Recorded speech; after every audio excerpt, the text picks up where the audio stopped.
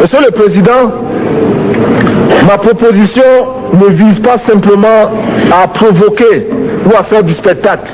Je voudrais dire ce que chacun de nous pense et souhaite. Qui ici ne souhaite pas que la dette soit purement et simplement effacée?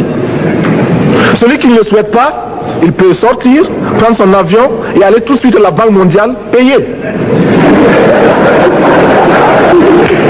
Tous nous souhaitons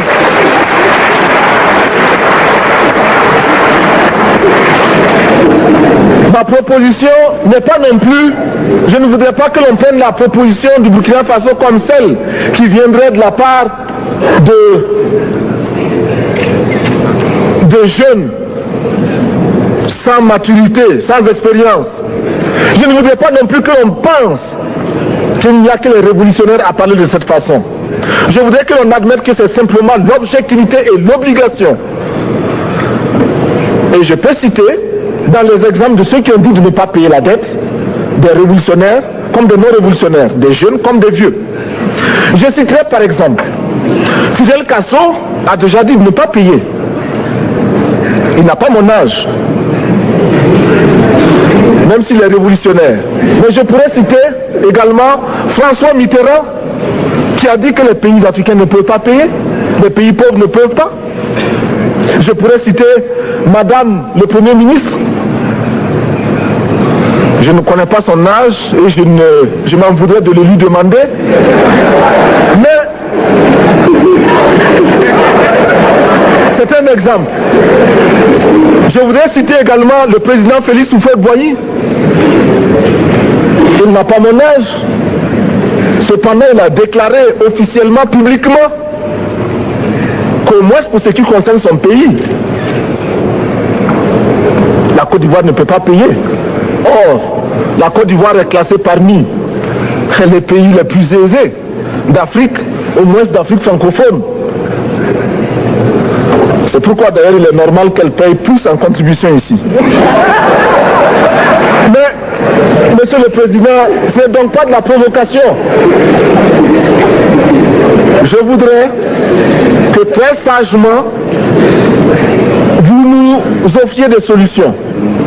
Je voudrais que notre conférence adopte la nécessité de dire clairement que nous ne pouvons pas payer la dette. Non pas dans un esprit belliqueux, belliciste. Ceci pour éviter que nous n'allions individuellement nous faire assassiner.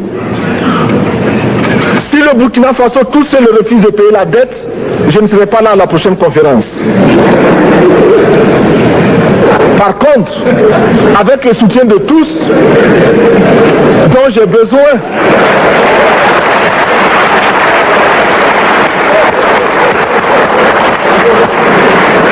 avec le soutien de tous, nous pourrons éviter de payer. Et en évitant de payer, nous pourrons à notre développement.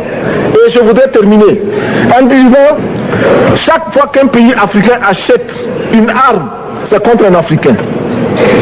Ce n'est pas contre un Européen. Ce n'est pas contre un Asiatique. C'est contre un Africain. Par conséquent, nous devons également, dans la lancée de la résolution de la question de la dette, trouver une solution au problème de l'armement. Je suis militaire et je porte une arme. Mais Monsieur le Président, je voudrais que nous nous désarmions. Parce que moi, je porte l'unique arme que je possède et d'autres ont camouflé les armes qu'ils ont.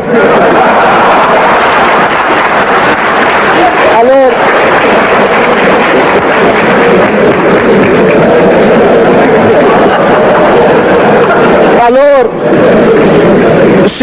chers frères, avec le soutien de tous, nous pourrons faire la paix chez nous.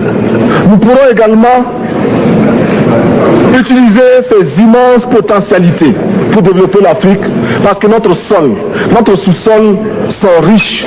Nous avons suffisamment de bras et nous avons un marché immense, très vaste, du nord au sud, de l'est à l'ouest. Nous avons suffisamment de capacités intellectuelles pour créer, ou tout au moins prendre la technologie et la science partout où nous pourrons les trouver. Monsieur le Président, faisons en sorte que nous mettions au point ce front uni d'Addis Abeba contre la dette. Faisons en sorte que ce soit à partir d'Addis Abeba que nous décidions de limiter la course aux armements entre pays faibles et pauvres. Les gourdins et les coutelas que nous achetons sont inutiles.